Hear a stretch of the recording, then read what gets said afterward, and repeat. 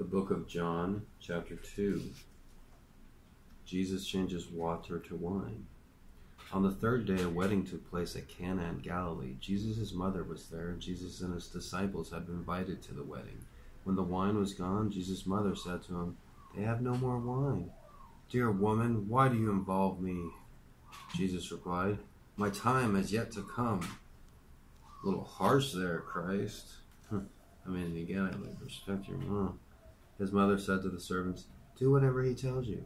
Nearby stood 6 stones, water jars, the kind used by the Jews for ceremonial washing, each holding from 20 to 30 gallons. Jesus said to the servants, "Fill the jars with water," so they filled them to the brim.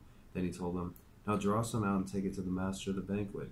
They did so, and the master of the banquet tasted the water that had been turned to wine, and he did not realize where it had come from, though the servants had drawn it the water knew.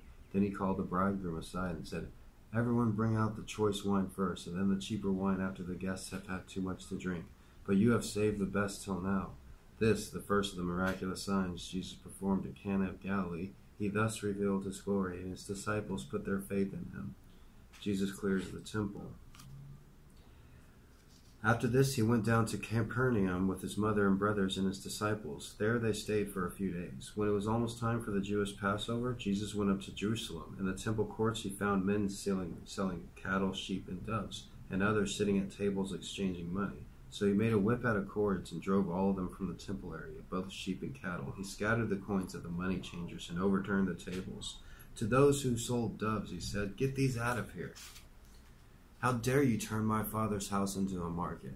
His disciples remembered that it was written, "Zeal for your house will consume me." Then the Jews demanded of him, "What miraculous signs can you show of us to prove your authority to do all this?" Jesus answered them, "Destroy this temple and I will raise it again in 3 days."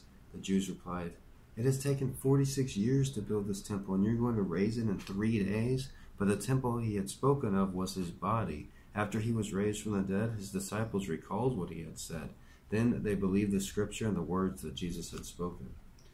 Now while he was in Jerusalem at the Passover feast, many people saw the miraculous signs he was doing and believed in his name. But Jesus would not entrust himself to them, for he knew all men. He did not need man's testimony about man, for he knew what was in a man. He did not need man's testimony about man, for he knew what was in a man. He did not need man's testimony about man, for he knew what was in a man. Boom! That's great. He does not need man's testimony because he knew what was in a man. That's a great way. That was that was John chapter 2. And that's a really great way to end it. The only person you should pay attention to is God. You don't need to answer to the crazy, druggy neighbors. You don't need to answer to the lady next door. You don't need to answer to the police downstairs. You just need to answer to God. My name is Gregory Brandt. Click the thumbs up and have a nice day.